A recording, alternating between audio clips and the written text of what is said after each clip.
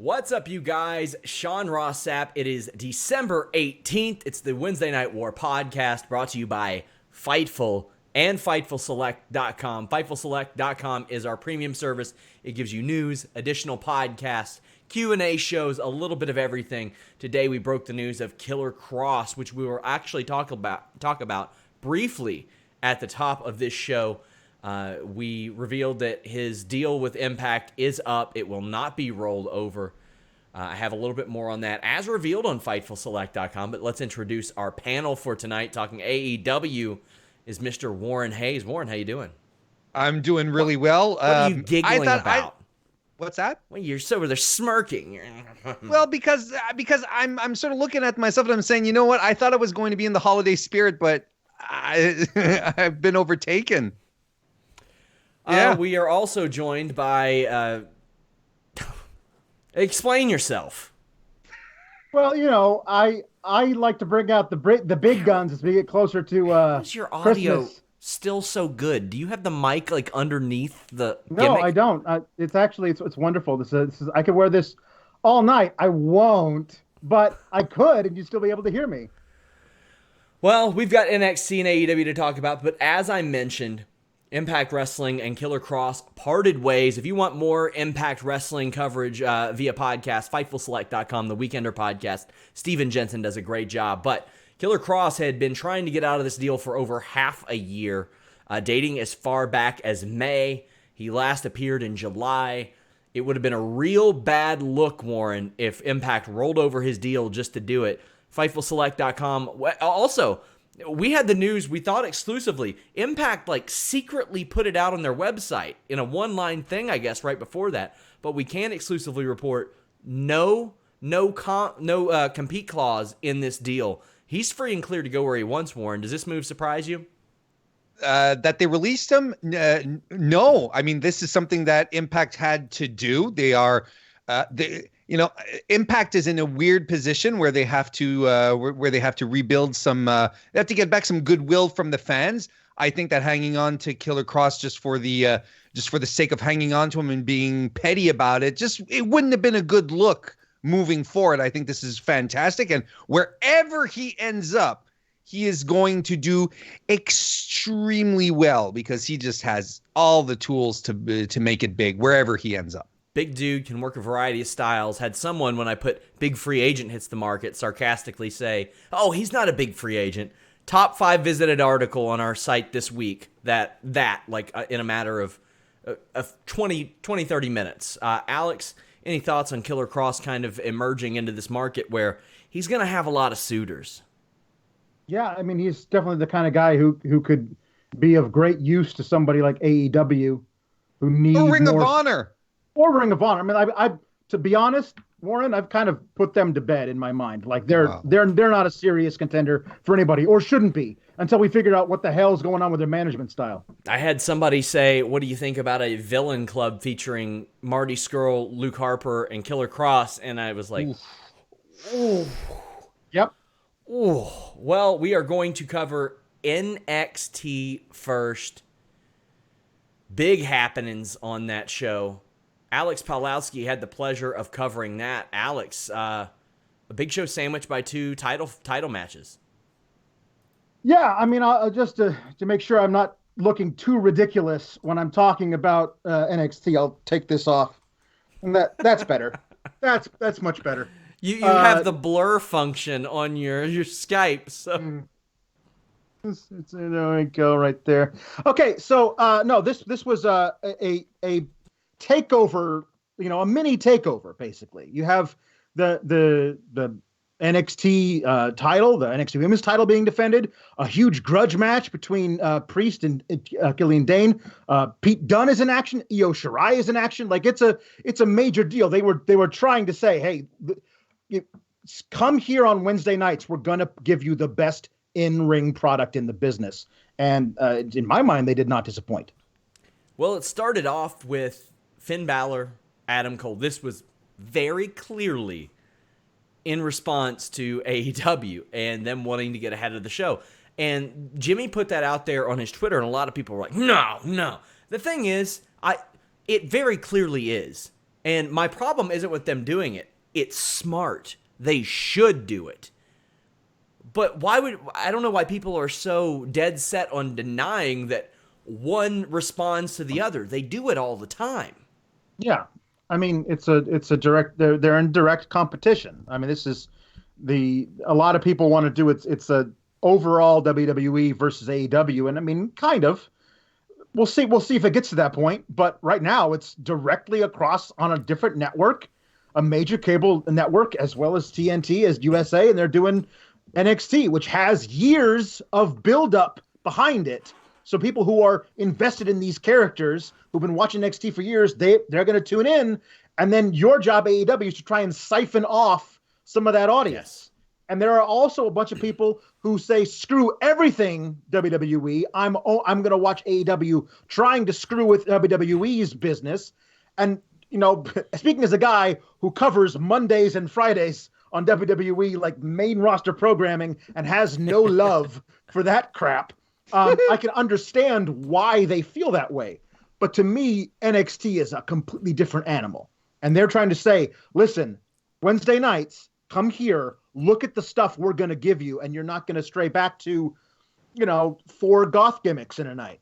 Warren, any thoughts on that? Because, obviously you get to switch back and forth between NXT and AEW and the coverage associated with that. So I consider this panel to be impartial in that regard.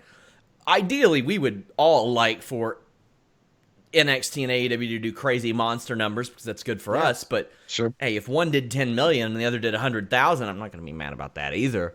That means 10 million people are watching one of the shows. But how do you feel about the response and people that are kind of like, oh no, that WWE wouldn't do that? Why do people stick up for corporations? I don't understand that. Like in general, it's just let them do their little thing, and you as a viewer, as a wrestling fan, just enjoy whatever promotion you like. Enjoy the wrestling that you prefer, and let them take shots at each other. That's the nature of the beast. Just let it happen, and it doesn't matter. And yes, it's counter programming. NXT is on USA thanks to AEW going on Wednesday nights, and it would be on Thursday nights if AEW was on Thursday. It doesn't matter. That's just how it is. Let's just all be thankful and enjoy the joys of the Wednesday night wars, because we're spoiled, people. We're spoiled. So somebody got a little upset. Why are you not voting on what show is the best one? Okay, fine, let's do it. NXT. Alex. NXT. Well, NXT. There we go. That one wins. Sorry, Warren. You're up second. Adam Cole, Finn Balor. This was good, as expected. At the end, we see Johnny Gargano make his return. Now, this man has just, quite frankly, not wrestled this year very much at all. He wrestled more in January than he did from March on throughout the end of the year. That's nuts. He's barely wrestled at all, but it looks like he's back in the fold. Alex, tell us what you liked about this match, what you didn't like, and your thoughts on Gargano being back. Well, immediately when I saw this was kicking off the show, I thought, okay, chicanery, Cole retains. That was my immediate prediction, just considering where it was on the match card. I probably would have thought that anyway, even if it had main evented, but that was the thing. But for some reason, my brain didn't go, oh, Gargano's back. Sure. So when he came back, it was like, oh, here's a nice little tie-up of a thread that we lost back in November. That match, whenever it happens, Finn and Gargano, is going to be great. So it's kind of cool they got to put it off. We got a Finn and Matt Riddle match we didn't know we were going to want. And then we got Finn and Ciampa, Finn and Keith Lee, Finn and Cole, like all this stuff that we weren't supposed to get until after Gargano. Now we get Gargano and Finn after all of that's already happened. That's interesting to me. I'm interested to see how all this goes. And again, these two guys, Cole and Finn, work really, really well together. They're comparable size, so they don't have to worry about trying to be like, oh, I'm going to outspeed him. Yeah. Because they're usually against guys who are bigger than them. They can just have a great wrestling match, and I really enjoyed it. I was surprised there was no Kyle O'Reilly, no Roderick Strong got involved. It was all just a straight up match, which I thought was kind of cool. Warren, when you look at this and you see Adam Cole retaining, they were clearly setting up Balor versus Gargano. Seems like the natural setup, right? If you got Gargano back, you go right back to Balor Gargano because that is a ready-made match. Sure, that's what they were angling for at the previous takeover. So of course you're going to go back to that the minute he comes back. It makes perfect sense in the story, and it also made sense within. It also helped out the storytelling in this match and to protect everyone. Ultimately, no one loses face here. Everyone still remains strong, remains a certain level of protected. Cole gets the win. He's still ready for Ciampa. Yeah, everything connects. It just works. I think maybe one of my favorite things about Balor being back is he gets to use like the 1916 way more often, the Bloody Sunday. Because Alex, you were with me when I reviewed a lot of Finn Balor matches for a long period of time, and they were real redundant, and it was him looking like he hurt himself a lot more than the other person with drop kicks a lot. And then there was a period, I want to say maybe last year, where his matches just got really good. And I feel like that started to wane again. That's not the case now. Also, he's more interesting than he's ever been. I think he's more interesting now than his first NXT run when he first started. There's more of an element of mystery and edge and character to him. Yeah, because of the Fiend.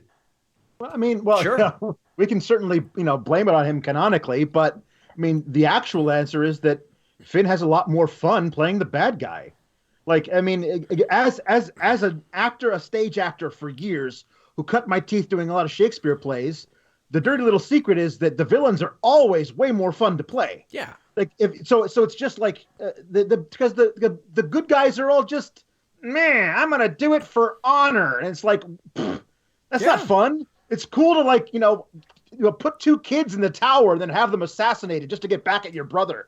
Like that's evil. Like, what? That's a lot more fun to play. It's Richard III, dude. Pick up a book. Damn. It's a lot more fun to get into sink your teeth into like a really hard role to play, because it's always fun to try and figure out, how do I make this guy's evil not be evil to me, the person who's playing it. It's a lot more fun. So Finn's saying, I'd rather try and murder a dude by 1916ing him into the steel ramp than go around and flip my collar up in my jacket. That's not nearly as fun. I think we peaked for tonight. I think we should call it a night here. Richard III died 500 years before I was born.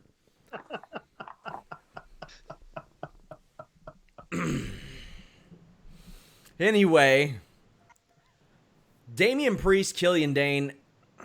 All right, I like Damian Priest a lot. I am done watching these guys wrestle. Any combination of them and Pete Dunne, I don't need to see it anymore. Alex, how'd you feel?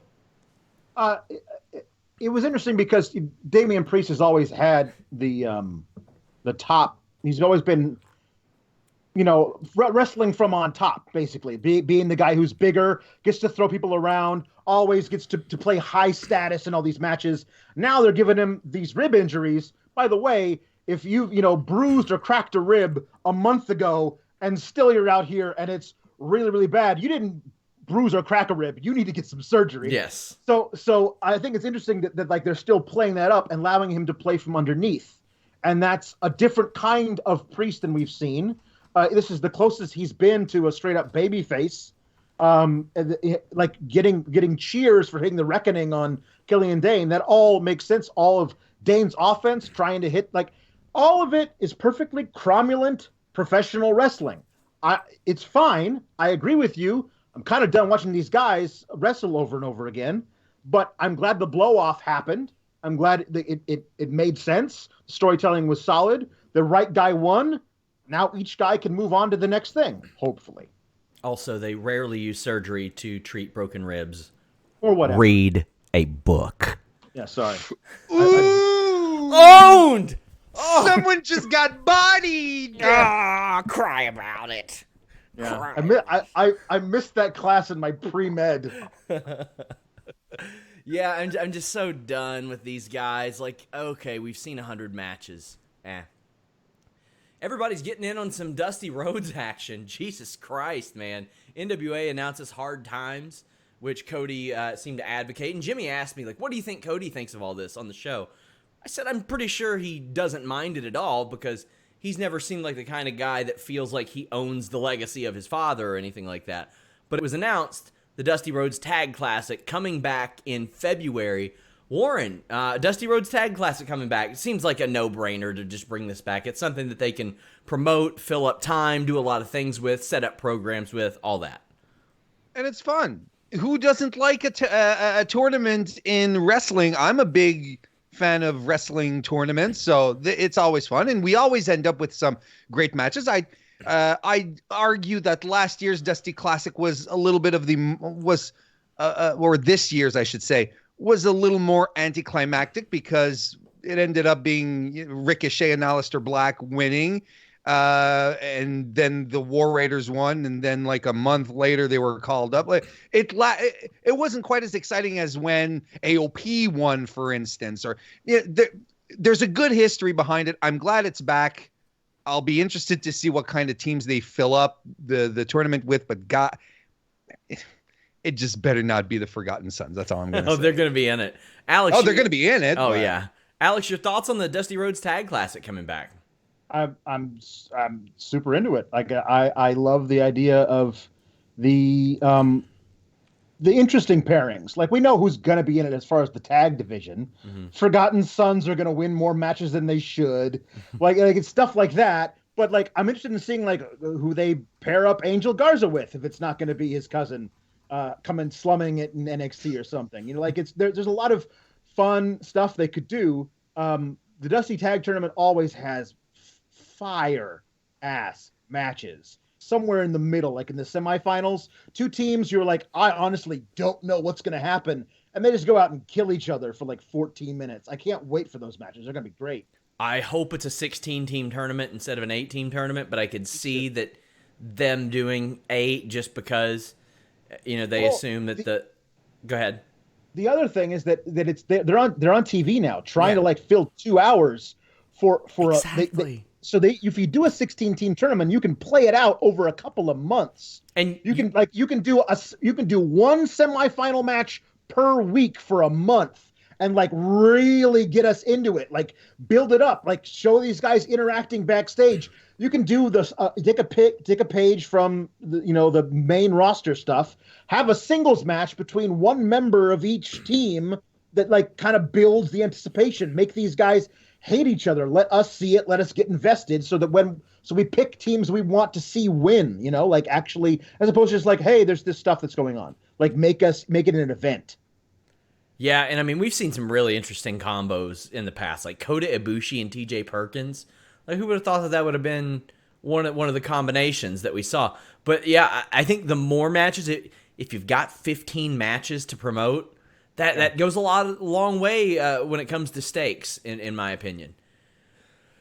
Cameron Grimes beat Kushida. You don't mess with a guy's hat. You just don't mess with a guy's hat, with a quality hat. You just don't mess with it. Alex, Cameron Grimes is a really good wrestler. I'll say that. Kushida is a very good wrestler as well. Yeah, yeah. This it didn't shock me to see who won, but I was like, wow. Like they're basically I think they're trying to retcon Cameron Grimes into being the actual winner of that Breakout Star tournament. Yeah. They're trying to like say the guy who did win it, we're not going to mention his name ever again. So we're going to try and basically say that the push we might have given him, we're going to give to a guy who is his polar opposite. Heel, totally different kind of character. Like this is what we're going to do. And the way to do that, it seems, is to put him in a feud with friggin' Kushida, who like hasn't really taken off. He's Kushida. Like if you watch his stuff in Japan, the idea that he would come to NXT, have a couple of matches, have to go on the shelf for a while with a broken hand or whatever it was, and then come back and get into a feud with some mid-card dude with a vest and a hat and lose the first match in the feud. Like that would not have been on my scorecard if I had been scoring at home coming into the Kushida time in NXT. But I feel like he's fairly bulletproof. I still believe he's probably going to win this feud. Yeah. But like, it's cool to like see Trevor Lee, like, the former Trevor Lee, having these matches with Kushida on NXT, and it was a good match. And I think that Cameron Grimes has a great finisher. That if he hits it in the right way, and tonight he hit it really, really well. Yeah. You're not kicking out of that, and Sure. that's great that he can utilize that as the path thing, and then you can have Kushida basically saying, "I took him lightly. I'm not going to do it again." And there's your feud. I think a great way to get Kushida over is just put him in a wrestling ring with Kyle O'Reilly and block out about 15 minutes. And Yep. I mean, they have some of the best matches I've ever seen. Io Shirai versus Santana Garrett. Santana Garrett really needed another showing after her last match. Io Shirai is the right person to put her in the ring with. You knew Io was going to win this. So before we talk about the match, I had an interesting question posed to me. I can't remember if it was the Q&A, FightfulSelect.com, subscribe now. But they said, what would you think about Io Shirai being added to the Kabuki Warriors and them being able to run a Freebird team? With Kairi Sane hurt, it would give a little bit of flexibility. They have the connection via Kairi Sane. Asuka could do singles. This gives them flexibility to appear on any show as well. And I was like, you know what? I didn't originally like that idea. And then I was like, you know what? Io would fit in with them with their heel gimmick as well. But I'm sure a lot of people feel a lot of different ways about that. If they want flexibility, it's certainly a way to be flexible. There's also an invisible ceiling in the NXT women's division. Mm-hmm. You don't realize when Rhea Ripley shows up a few months ago and gets in the ring with Shayna Baszler, and there's that electricity there, and you don't realize that a few months later we're going to be putting the title on her. Spoiler alert. But on their next major star. Right, yeah. right. Io Shirai was in this position to be that thing, to be something huge in NXT, and now I don't want to say she's gotten passed over, but kind of like put in a separate bracket of this whole thing. And I don't know where that goes in NXT, but you put her on, quote unquote, the main roster. Let Kairi take some time out of the ring.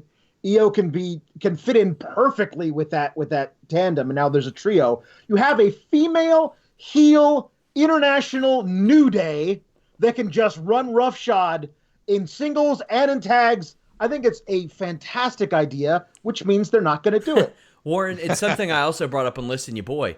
There are a lot of things like the Freebird rule that have been done to death within the men's divisions, but have not been touched.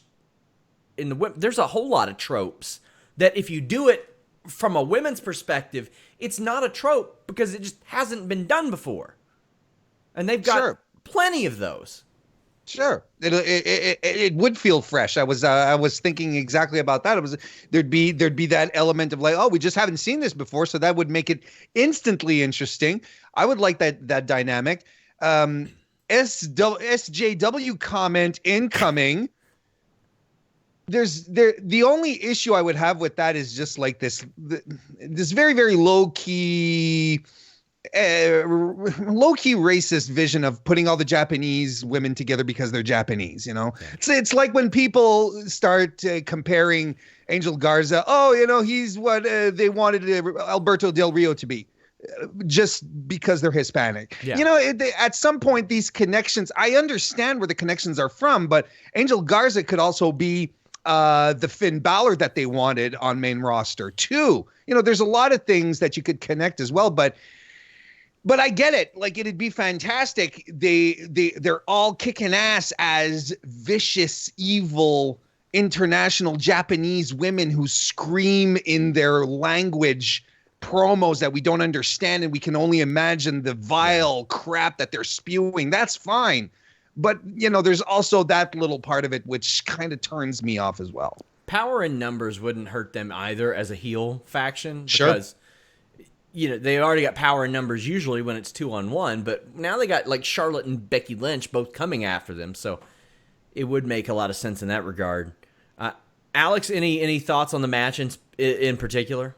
I mean, Santana Garrett didn't look as bad as she did in that other match, and it would really hard for her to do that, considering also who she's in the ring with. But this was as expected. But it's always great to see Io get TV time, because as I say, there's that weird invisible ceiling for the women's division. Like I said, like they had Deonna Purrazzo on Raw, Yeah.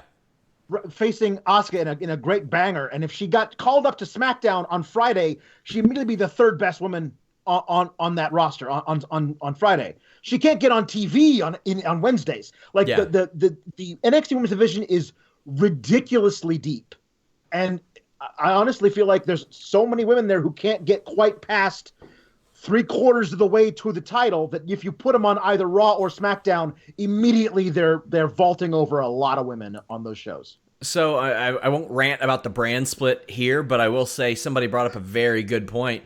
Most of the integration has been between NXT and Raw. Like Chelsea Green, Deonna Purrazzo, even when Finn Balor jumped, but Owen showed up over there, Akira Tozawa. It would make a lot of sense for William Regal to just drop a tweet, drop a line. USA Network gives us a little more flexibility because we're on the USA Network and they want their properties to do better. All it takes, man. Yep. Would I think it's really acceptable? Not really, because I know what it really means is we're lazy as shit. But today, after not announcing a winner on Monday Night Raw, that U.S. title gauntlet match, everybody's like, what the hell's going on? WWE.com posted and said, Andrade won the match. He's getting a title shot in the future. Shouldn't have happened like that, but I appreciated the fact that they made the effort to clean it up. That's all I want. My baseline is to make sense.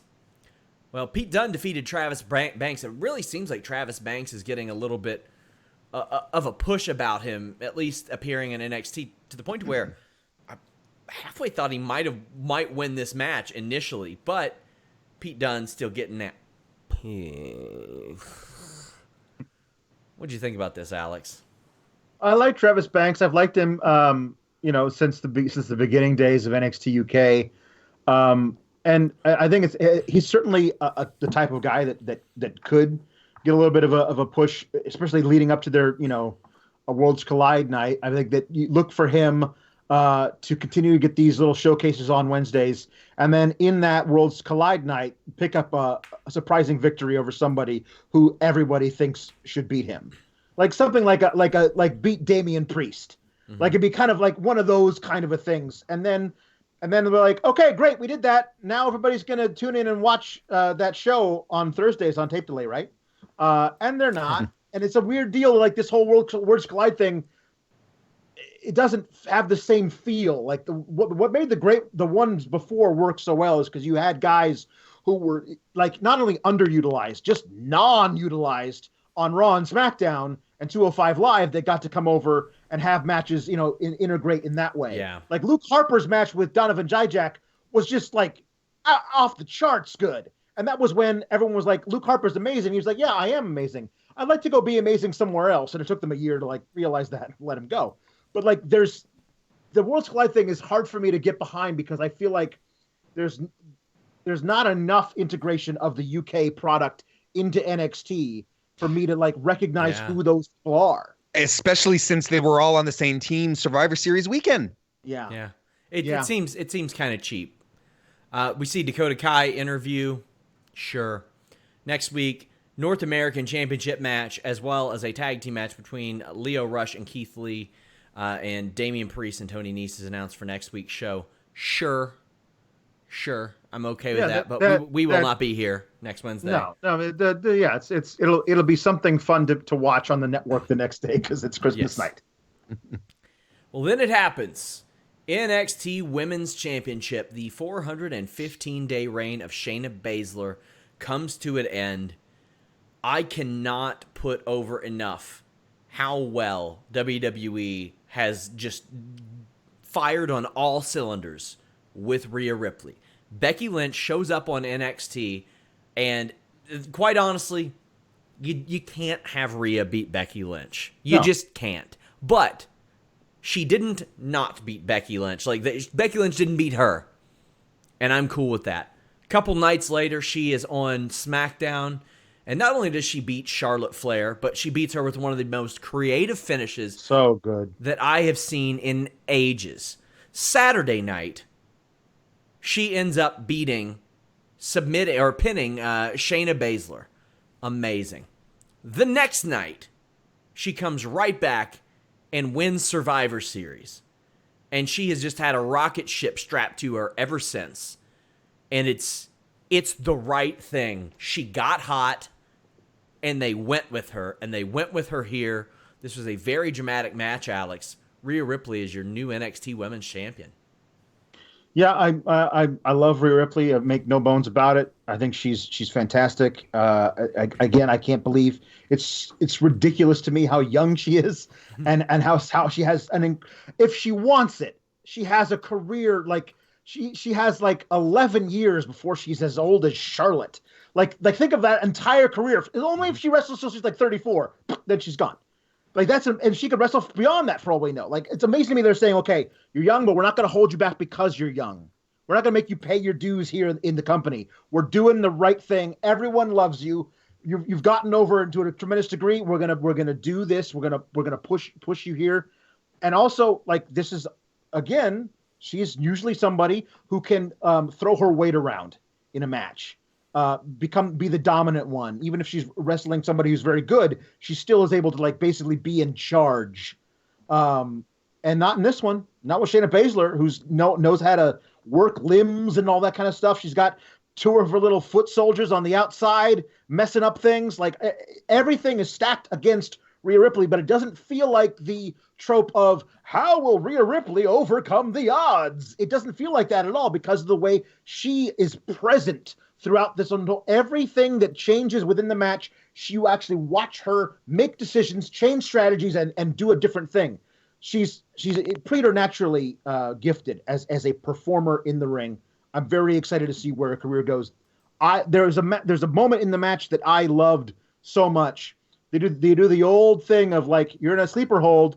We're gonna drop your arm, and if it falls to the mat, then we gotta do the thing. And not only does she not drop it, she grabs the ref by the shirt and pulls him in. It's like, don't you dare call this match. I'm not done yet. That was one of the most badass things I've ever seen in a wrestling match. It was so great. I loved all of this. It was a perfect thing. Like, the second rope riptide is what finishes. Oh, God, amazing. It's a great move that's a move that would finish somebody who's been a champ for 415 days. And it had to be that. It had to be that after all that Shayna has done. And I mean, we say 415 days, Warren, but in reality, it's a lot longer because of that brief Kyrie run. Like, it was like maybe 2.5 months, because it was from WrestleMania before that. Shayna has been such a dominant champion, and I know there's a lot of criticisms about people that don't like her style or even the booking, but it all built up to this person, to Rhea Ripley having a moment. Yeah. Warren, what do you think? Shayna she improved dramatically in 2018. She was good, but then they started giving her a microphone, and I think and then we discovered that she was a very grounded, realistic, threatening promo. And the more she spoke, the more confidence she gained, not only on her promos, but it felt like in the ring as well. And I've always liked her style because she, as a female performer in the women's division, she wrestles a style that no other woman does. And we were so used to the 4 horsewomen style, with a lot of athleticism, a lot of flying spots. She's grounded. She's a grappler. She's a submission artist. So that in about itself is very different. And she has a very, very different presence than a Charlotte Flair or a Sasha Banks. She looks the part. Her booking has always been great. She hasn't always had the opponents that really had everything in line to say, okay, this is the one we're pulling the trigger on. Like you said, they had that brief stint with Kairi Sane, but that wove into a larger story where Shayna was like, yeah, you got me on an off night, honey. Now we're settling this once and for all. Leading into Rhea is fantastic. Rhea Ripley, just, what was it, like 2 years ago? she's fresh-faced and smiling in the Mae Young Classic, and look where she is today. Yes. It's fantastic stuff. So, it's such a great story overall. I like to compare the Shayna Baszler stuff, like especially when she started to get the microphone, to Bobby Lashley in TNA. Like, Bobby Lashley was always good. Like, you could always count on him to do something solid. But then he got the mic, and when he talked, he was like, you know what? I'm the baddest motherfucker here. And I know I'm the baddest motherfucker here. And anybody that even thinking about being the baddest motherfucker here has to go through me, and I don't care if they do. That's the vibe I get from Shayna Baszler. And the thing is, it's rooted in a lot of realism because former UFC fighter, pioneer. There's a lot of wrestling fans that do not understand that she is a pioneer of women's MMA. Like, so important. Same wrestling lineage as Josh Barnett, former UFC champion. Kazushi Sakuraba, who was a pro wrestler, beating the living shit out of the Gracies in Japan. Like, it's so real. Don't let her UFC record confuse you. Yeah. I do want to I don't want to get out of this without giving Shayna props as being like so great for so long. Yes. As this heel, but she's found another gear to it. There's film that went around this weekend from a live event where she had just beaten Candice LeRae, and some little girl in the front row had a replica title and was a big Candice LeRae fan. And Shayna gets out of the ring, and the fan stops and says, "You don't deserve this. You don't deserve this," like meaning the title. Yeah. And she's like, "I don't deserve. What, you think she deserves it?" And it's like, she says, "You did this to a child. You did this." Gets back in the ring, puts Candice back in the cue for the clutch, and then while choking her, points at the child and says, "You did this. That is like otherworldly level of healing. Like, I don't want to lose that just because she's lost the belt. That is such good shit." What's fantastic, though, is the parents who were there just gained something fantastic. You go brush your teeth, or Shayna chokes Candice out again. So, Rhea Ripley, champion. It was the right move. It was the right time. It was the perfect build. It was just so good. And the fact that they were able to integrate Raw and SmackDown into it effectively, that's pretty rare, man. To have Vince McMahon's attention for a full week, to not screw something up over multiple shows? Do you all remember when Charlotte showed up on Raw one night and lost in 3 minutes? Like, back when she was in NXT? Like, that was them promoting the upcoming NXT show, was having Charlotte drop a match in a few minutes. That ain't the case anymore. So, awesome. Rhea Ripley, new NXT Women's Champion. Also awesome. This Friday, you all can go to youtube.com/Mr. Warren Hayes, because our post-SmackDown show will be streaming there. I'll be out of town for a wedding, but Kelsey will be joining Warren. It will be on Fightful.com, but do us a favor. Go over to youtube.com/Mr. Warren Hayes. Subscribe to his channel, because until we get this YouTube situation sorted out, we're trying to get our channel back. That's the priority. If not, we're probably going to start a new Fightful branded channel. I'll still keep this channel going, so don't unsub to me, bros. But my God, yeah, wow, NXT, fun watch, a fun show, and now we've got All Elite Wrestling. Warren Hayes, you had the benefit of covering All Elite Wrestling, which again, I didn't think was a bad show. It's just NXT had an outstanding one. Well, I actually thought my cliff notes here, in-ring action was solid from top to bottom. Yeah. Storyline, the angles, that's where it starts going a little like this. The creative isn't that creative. That's how I feel. Omega it's missing some marks. Yes. Let's get into it. Oh, there are plenty of marks involved in this. Omega and Hangman Page take on the Lucha Bros. Now, Chris Jericho was on Keeping It 100 recently and said that he held a meeting backstage about the lack of tag team rules and the lack of tag team psychology, and not only singled out the Lucha Brothers, named them on the podcast. Like, And quite frankly, I love that he did that. He's holding those dudes accountable. We've spoken before about Pentagon and like how maybe he's a bit overrated. How did you feel like the tag work was 1 week after this story emerged? Well, kind of felt they might have been giving Chris the old, hey, buddy, well, you can come call us out again if you want. It was a bit all over the place, wasn't it? It really was. I felt like Paige and Omega were doing their damnness. That was fine, but again, at some point I was sort of slapping my head. I was like, they're all over the place again. I don't know, man. It felt like a counter challenge to Jericho's challenge. That's kind of fucking annoying, if you want me to be honest. It is. Because you can say what you want about Jericho, and is he obnoxious sometimes? Yeah, but does he know what he's talking about? Yeah. And he knows what he's talking about because he's done it at the highest of the highest of the highest levels possible. And everywhere, Sean. Yes. Not just in WWE, in New Japan, and not just this run here in New Japan, before he got to WCW, and in Mexico. He has been everywhere. So when Chris Jericho tells us, it's not Lucha rules to run around the ring willy-nilly, because in Lucha tag team rules, you still have to tag your partner in. That's how it goes. I have a tendency to believe him a lot more than dudes on the internet. WrestleMania headliner. Wrestle Kingdom might as well be a headliner. It was a co-main event type of thing. AEW champion. The dude knows what he's doing. And it's very frustrating when you see that and people are like, no, we're not going to really take that advice. That's just...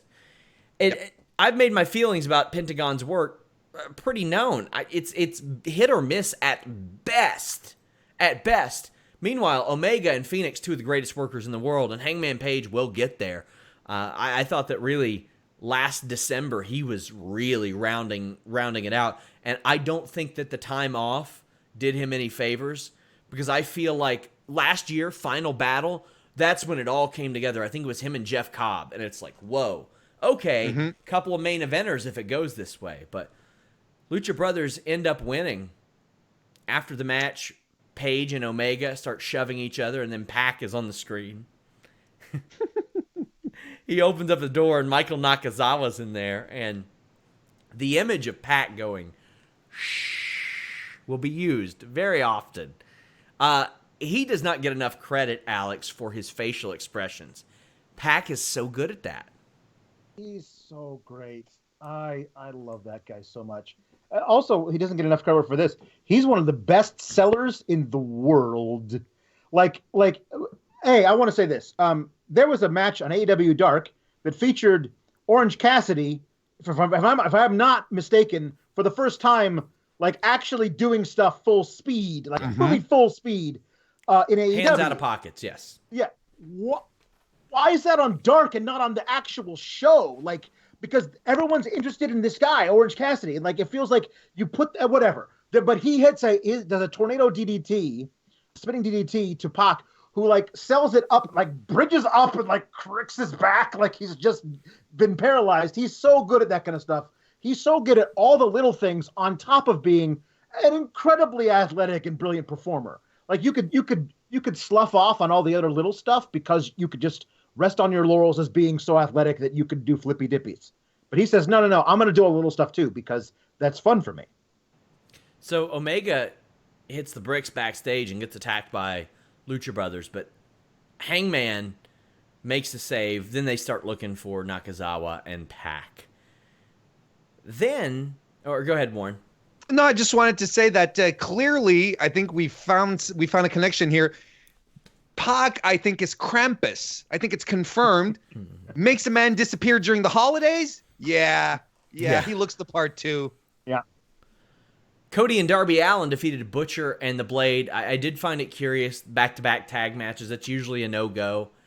I would have avoided that, but I like that Cody ends up getting the win with a cutter off the rope, something a little bit different, switching it up.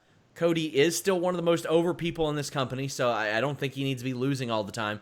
Because quite frankly, I think that's something that maybe hampered AEW a little early on, Warren. It seemed like the EVPs were taking some L's just to be like, look, see? If you're the most over, you're the most over. You're damned if you do, and you're damned if you don't. That's the situation, you know.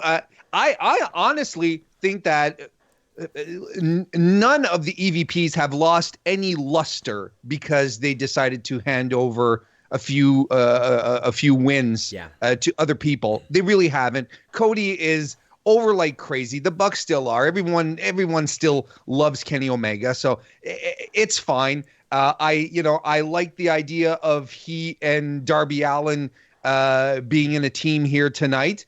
I thought that it was just an appropriate amount of rub for Allin, who got a lot of great offense in, got a nice hot tag as well. He even got the coffin drop in. This was fun. It was a fun match.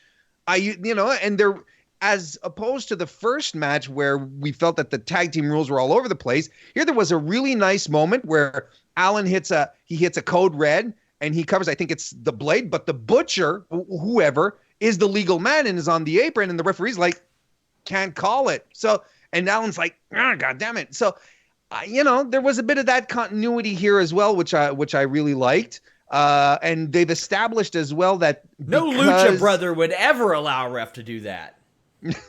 That's for sure.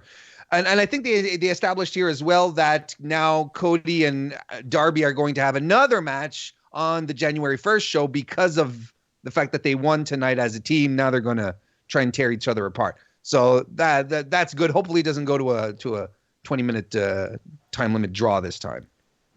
We see Awesome Kong dominate Miranda Alizé. This match went as long as it should have, accentuated the positives, hid the abundance of negatives. Sure. Smokes and mirrors. That's fine. That's what we needed here. If this is the kind of thing that they do occasionally have to do with Awesome Kong, if they insist on continuing this storyline, this angle, they have to have her do this. And this was perfect, like you said. Kong she's a venerable presence. She's undoubtedly a gift to the locker room in terms of experience and coaching, helping out the talent backstage for sure. She's brilliant. She's a great actress too. But her best years are behind her. And if you're going to put her in the ring, it has to be in these types of circumstances where you're just doing smoke and mirrors and she looks good and the matches are extra short. But you're going to need so much smoke and so many mirrors. You're going to need to like have a 3-alarm fire inside a disco ball factory. Like, seriously. But that's the thing, right? Is that eventually there's going to be some kind of blow off. She's going to have to be involved in some major match at some point. Otherwise, they wouldn't be building her. I don't know what the end game is with all of this, but it's not inspiring confidence. If they have her crush jobbers for months to lead up to someone retiring her, I'm okay with that. Like, that's the thing. Yeah, the idea is that I would hope that they're actually going to get some actual wrestlers to join, or at least like force them to join. And then they can do the actual wrestling part. Yes. And then Kong could come in and like hit people with a clothesline. That'd be it. Yeah, we'll get to that. Oh boy. So let's go ahead and roll that into the AEW World Title Women's Match. Top contender Dr. Britt Baker almost didn't make this show.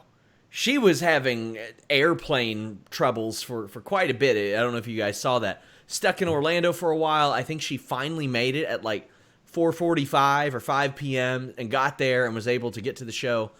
But Chris Statlander, they're going with the hot hand, and it's smart. There are things I'm not in love with a bunch of cartwheels early on, because why wouldn't somebody just kick her? But I do like that Baker went after her very early in that. She didn't just sit there like, huh? A cartwheel? What? Chris Statlander was the right person to win this match. We'll talk about the post-match momentarily, Warren. But what'd you think of this? I thought this was very good. Chris Statlander has been. Here's the thing. This is where you start comparing apples to apples here. Both Britt Baker and Chris Statlander have been wrestling for 3 years. Mm-hmm. But look at where Chris Statlander is. Yes. And do you know why Chris Statlander is like that? It's because this year she wrestled like 140 matches. Yeah. Just this year. She wrestled like 80 last year. Britt does not have the experience or the multitude of matches within different promotions with different women that would have probably put her in the same place as Statlander is. Tonight, we had a good match. I thought it was solid. But again, and we can't underscore this enough, Sean, we do not like Britt Baker. She Correct. has tremendous upside, and she will flourish. I flat out like Britt Baker. I think that she was a very, very good signing, because I think that if AEW would have launched and not signed her, I think NXT would have already signed her. Absolutely. Oh, She was just put, the position they wanted her to be put in was not ready. She was not ready for it. Sure. Not just yet. So they're pivoting. They're getting new signees. They're getting solid workers like Statlander. Statlander had an outstanding match on Dark with B. Priestley. I mean, outstanding match. So again, tonight we just see that Britt needs some polish. She's got the essentials. She's got the reflexes. She's got the naturals, but she just needs some polish. She's just not there yet. Smart move to go forward with Statlander. Match with Rhea should be fun. Match with Shida would be even better. Yeah. So after this, Brandy Rhodes comes out, and I believe this is where she says, is this where she had said that the microphone didn't work? Yeah. Yes, sir. Yes. And it she definitely, blamed Tony Schiavone. It for sure worked. So weird.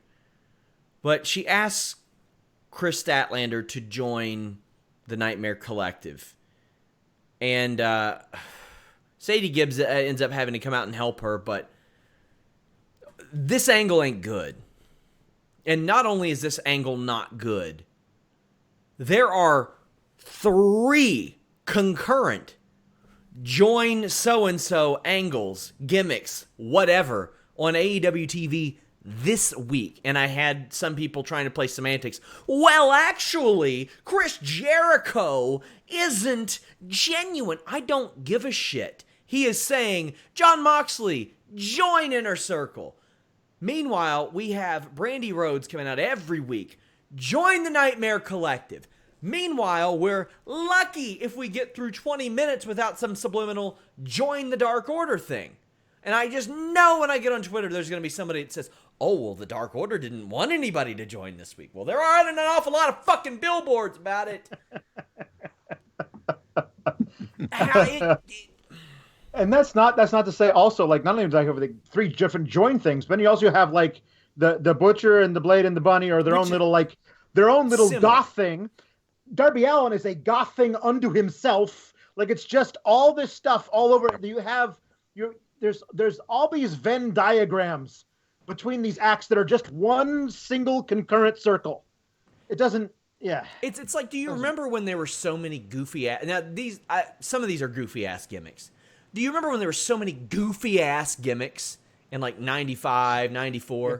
Who stood out? Bret Hart, Owen Hart, Bob Backlund, and Diesel. Diesel was the most gimmicky guy because he didn't use his real name. Yeah. That was about it. Those were the top guys. Those were the people that stood out back then. The biggest successful gimmick around then seemed like it was Razor Ramon. And hey, cool. That was one of the characters that worked. Otherwise, you had the 1-2-3 Kid who got his gimmick because he hit a 1-2-3 on someone. But it's so much just join. No! I'm clearing my spam folder. Unsubscribe. I don't even want to see him there. Yeah, the problem is that if you took out other competitors among that whole thing. Like there's lots of great stuff. Like for example, like I was watching the Cody and Darby versus the Butcher and the Blade thing, and I was like I'm thinking to myself, there's a really cool like angle of the bunny being fixated on Darby and wanting him to be her plaything and making her two cohorts like beat him until he agrees to join. But that's the only angle you can run with that. I mean, a feud I want to see in 2020 is Darby Allin versus Thunderdome Teddy Roosevelt. I need to see it in 2020. But if they're doing that angle, they can't do it at the same time you're doing Brandy Rose coming out and join the Nightmare Collective. And Chris Jericho saying to everybody, hey, you, just so I don't have to fight you, will you join the Inner Circle? Like the join, and the goth. You got to like pick one act that gets to be that thing for now, and then switch everybody else to something else or put them on the shelf for a while, whatever. Just too much. Yeah, it is exhaustingly redundant, and I have a great amount of respect for a lot of the people that are involved in AEW and involved in the creative process of AEW, because I've spoken to them both on the record, off the record, all that stuff, and I know they're creative people, and they're creative people who understand that continuity is important and understand that difference is important. But like I said, sometimes it's better to not try to stand out, because then when everybody's trying to stand out, they don't anymore. Yeah. Warren? Just to close it off, I think the Nightmare Collective thing it's trying too hard. That's also part of the issue that makes it very, very awkward to watch, because Brandy is just laying it on so thick that she's good. She's super charismatic and she can talk. Yes, it just makes my skin crawl a little bit because it's so over delivered. And like I'm not you said, buying that's her. No, that's the thing. And because she was such a good part of the Cody act, the overall, the American Nightmare act in and about it itself. And what was that always about? It was just like, oh, success, just being a big shot. I think there would have, if she had done like a female version of the Corporation, I think that would have got over much more easily. Have her come out dressed to the nines, like a professional, her hair done up perfectly, impeccably. There would have been something much more interesting there. Are you kidding me? Awesome Kong, like in a suit, like, with a tie, a little loose, that much more interesting visuals, much more badass. This is, in the whole scheme of things, even without the Dark Order and Darby Allin and the Butcher Blade Bunny, it's very, very cringe. And I've given it, I feel I've given it all the chances it could to win me over, and now they just have two strikes against them in my book. Whew. So we saw a video interview with Jungle Boy and I think it was Jim Ross. Can't remember if it was Jim Ross or Tony Schiavone, but I like this. It was kept short. I mean, these quite frankly are not Jungle Boy strong suits, so I think it was a good idea to keep it short. He has a very like almost Jeff Hardy-ish type of charisma. Like you can tell he's somebody. You just might not know what he is when you see that. Although I don't think it's quite there to the level of Jeff Hardy, but I could see it developing there. He takes on Chris Jericho, and it goes to a time limit draw. Jericho, once the match restarted, and Jungle Boy rolls him up for a few near falls, and then Jericho just leaves. First off, what did you think of the second finish? We'll kind of Tarantino this and go backwards. I was okay with, like, first of all, I was wondering why Justin Roberts had the authority to call the match, because he had ring the bell. And meanwhile, Justin Roberts is over there like, join my announce team. And then Aubrey Edwards actually counted a pinfall, so she was involved. So I was like, oh, okay. But then Chris Jericho started walking away, and then I'm like, wait, so is he being counted out? Like, what's the thing? So it felt it was official, but then all of a sudden it wasn't. Yeah. Because the referee, if Edwards had not done anything, and she was like, "No, I can't. I'm not calling anything here." Then you'd be like, "Oh, okay, he's just taking the piss." But no, there was something here, and it sort of fell flat in and about itself. I know it's overdone, but I really do think that AEW is missing an authority figure, because when you're starting a promotion, you have to establish guidelines and regulations to your new audience, to these people that maybe don't know. Is this going to be like ECW where everything goes? Is it going to be like New Japan where you can sit on the outside for 19 seconds, then roll back in? Like, how does that work? And I think the issue becomes almost every company turns it into heel type of thing. I don't think Tony Khan should be that guy, because I don't think he wants to be that guy. I don't think he wants to be an on-screen character. But, I think Brandy could have been that person if they didn't do the Nightmare Collective, because I think she would have been really awesome at being like the no-nonsense type of person. Like, what if she had said, like the most heelish thing she did was she fined Justin Roberts and Aubrey Edwards for this, because that wasn't official. They didn't get the authority to do that. They cannot act on their own like that type of thing. Like, I don't want a heel authority figure, but it's hard. When Chris Jericho's got to hold meetings backstage to establish the rules, apparently more than just the audience need to know the rules. You know what I mean? You don't need necessarily an authority, a heel. You just need an authority figure. Yeah. Because, like you said, finding Roberts and Aubrey for making the match happen, it's not necessarily a heel thing. It's just like, no, you're not supposed to do that stuff. It can go a whole bunch of ways ultimately. We have an exact example that happens on the same night on a different network. Yeah. William Regal never would have stood for that crap, but he's not a heel authority figure. He just understands rules and what should be allowed and what shouldn't. And he would have been like, no, you don't get to do that. And it does make him a heel authority figure, And he doesn't take over the show. Right. He doesn't take over the show. He accentuates the show. He makes the show better, which is just comes out and goes, War Games. That's what he does. That's great. Which is why I'm like, you know what? If he said USA Network gives us some lenience and we sent Deanna over there as hey, thank you for letting us have that Finn Balor guy, I'm like, okay, that makes sense. Or thanks for letting us borrow Kevin Owens for a night. Like, I would buy that. I'd buy that. Oh, man. So, oddly enough, after Jericho tucked tail and left, we come back and he's in the ring cutting a promo, which is a little weird to me, like how that all worked. But he says he's going to give Moxley a few weeks to think about. And I do like that he said, there's no AEW Dynamite next week because it's Christmas. It's like such a pouty way to announce there's no show next week. And I kind of dug that, but he cut a little bit of a promo. What'd you think, Warren? It was a little strange. I think in a rare occasion here, I think Chris Jericho had a missed opportunity when he started talking about, how the inner circle convene in the inner sanctum, which is this huge mansion. And I was like, he is going to pronounce it like Le Champion, right? Le Mansion.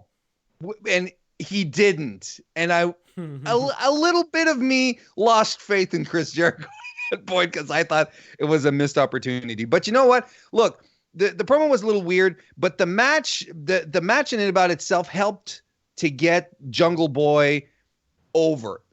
The thing is that we knew he wasn't going to win. Like that was a given. He has a losing record. There was no way he was going to pick up a win. I was thinking the only way he's going to get a win is if Moxley interferes and costs Jericho the win in some form. But he didn't get it. He lasted the 10 minutes. This helped establish Jungle Boy as a star, as someone that you can continue to believe in. Although it's still just a draw that he got, the important thing is what they do with him moving forward now. they have to let the guy start racking up some wins because now people believe in him. Now he's got the momentum. He's got this. He's coming off this big, I proved you wrong, Chris Jericho, you jerk situation. So now he has to rack up some wins. Let him fight Michael Nakazawa when he returns from Krampus Land. Let him rack up. Let him get some easy wins because they're not going to. He's not going to stay special for long if he keeps being in this losing mindset. Let me tell you one of my favorite parts of this show, them turning a negative into possibly a positive, at least a question mark. Jen Decker's backstage interviewing SCU, and Christopher Daniels back there, and he says, this is the tag team of the moment. Now, he's not a tag team champion. They've established that. No Freebird rule. Lucha Brothers interrupt. Now, when Daniels faced, I can't remember if it was Pentagon or Phoenix, he miserably messed up an Arabian press, split-legged moonsault, whatever you want to call it, and he does not mess up moves. I could probably count on one hand the number of times I've seen him mess up moves, ever. And he told me, personally, the secret to that was he almost never tries something in minute 30 that he couldn't do in minute 3, or vice versa. He can do it no matter when it is, but that Arabian press looked miserable. So the Lucha Brothers are calling him washed up, and it's a direct reference to that. And he goes and gets in Pentagon's face, and then he just kind of walks away. And goddamn, I loved that. Loved that. Wasn't it fantastic? And I could not but not draw parallels with what WWE tried to do with Rey Mysterio recently. Mm-hmm. Where he's like, oh, I don't know if I still have it. Oh, I don't know if I'm still there. Maybe it's time for me to retire. When you goddamn know that 2019 Rey Mysterio is absolutely amazing. Yeah. You just have this moment here, this moment of clear doubt in a veteran, a guy who you can make a case for being a legend in the business, having a moment of doubt because he messed up a move that he feels he shouldn't. I think it's fantastic. And yes, it's turning a negative into a positive, and it's absolutely brilliant of them if they move forward with it. I thought with the Daniels thing, they did what they should have done with Rey. They left you hanging. They left you wondering. With Rey, they did almost what AEW did with the Nightmare Collective, where they're like, hey, here's Rey. He's doubting himself. He's going to retire. His son says no. I'm like, geez, let it set a little bit, man. Yeah, let it breathe, man. The Nightmare Collective showed up. They're like, ha-ha, here we are. Join us. Get bald. There's somebody here that wants to get bald. Sold. I'm like, my God. What the hell, man? Like, you just met this girl. Don't propose to her. Jesus Christ. So I loved how they let this unfold with Christopher Daniels. Then we wrap it up. Tag team title match. SCU retains over Young Bucks. Dark Order comes out afterwards. Alex Reynolds and John Silver, who they've done at least 2 whole weeks of build on, maybe. Do like the reveal of like, oh, they're in Dark Order now. Okay. Cool. They just decided, okay, we're going to job them a few times, then bam, there you go. Well, it's been a BTE thing. It is. I know, Sean, I know. Man. What'd you think of all this, Warren? I thought the match was fine. Scorpio Sky he's so good. He's really, really good. He does his cutter into a dragon suplex that he did was so incredibly smooth. Nick Jackson, my God. Nick Jackson is also so incredibly good. But I mean, the post angle, this is another thing they could have let the Dark Order breathe a little bit on. They didn't need to have the full on the full on press here. They could have had just the 2 jabronis come in and do the initiation on 4 guys who just wrestled an entire match. They could have had just, and with Stu and Evil Uno directing traffic kind of thing. That could have worked perfectly.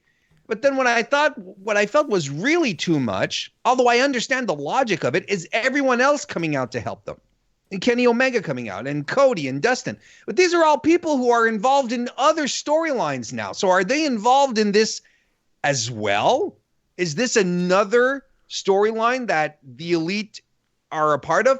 Again, I understand why they ran out, because the Bucks were getting attacked. The Elite sticks up for each other. That's fine. They underscored the fact that Adam Page was there, so it furthers that little bit of storyline. But it just felt like too much. Just some overwhelming. It just overwhelmed us at the end with too many people, too much stuff. And it's like, wait a minute, Omega already has 2 storylines, a branch with Page and Pac. Is he being added in here as well? Stu Grayson went directly after Kenny Omega. I'm like, whoa, this is great. But then I also at the same time, I'm like, wait a second. I'm okay with multiple people doing multiple things like that, especially if they're helping out their friends. I think we've been conditioned to where it's like one person cares about one thing at one time for too long. But I just didn't think the angle was good. My one of my biggest gripes about what they're doing with Roman in this Baron Corbin thing is that he's supposed to be the locker room leader, right? Yeah. But nobody comes out and helps him. Nobody. So I actually really liked what it was like. Cody and Dustin were like, hey, they're beating up our friends. And I also loved that SCU and Young Bucks were like back to back in the ring. Like, not like we had a match, so we hate each other, therefore. So we're like in WWE, We're SCU. Dennis Rodman and Jean-Claude Van Damme. That's right. In WWE, SCU would definitely have like dipped out and not been a part of this thing, because they're obviously going after the Young Bucks. Like, whatever. Yeah. I thought this was effective for what they were trying to do. It was just really funny to have like all these are basically the same guys, except they're wearing masks, that were the security dudes who Roman like knocked out with one punch. Like, come on, guys! Like, these are the foot soldiers. You're supposed to just be able to hit them once and they're down for the count, right? Isn't that how that normally works? That's AEW Dynamite. The show ends with Uno sticking his hand in the bloody mouth of Matt as they chant, "We are one." All right. No, it's not true. What? You are like 4 or 5. All of your acts just meld together and become the Nightmare Collective Dark Order-ish thing. Make sure you guys leave a thumbs up here and subscribe. Do me a solid. If you subscribe to Warren Hayes, that would make me very happy. But if you subscribe to Fightful Select, it'd make me a little happier. I'm just saying. Alex, tell the people what you do there. I do sour graps on Mondays and Fridays, where my blood pressure spikes because I'm really angry at the OC. It's my editing companion. I get my late night editing done and I listen to you bitch about stuff. It's wonderful. Yeah. Follow me at Alex Sour Graps on the Twitter. Warren, what you got going on, man?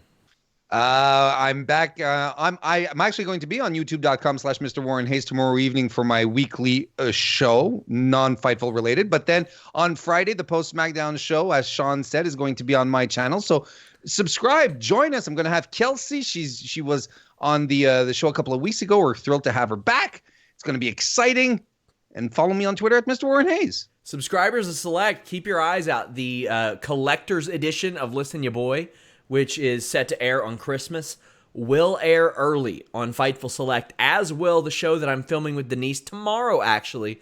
We're just shooting the shit about theme songs. You all love that so much that we were like, hey, let's do a one-off episode. It's going to premiere January 1st in place of Listen Ya Boy, as Jimmy will be out of the office. But Fightful Select subscribers get it early. Until next time, guys, we're out.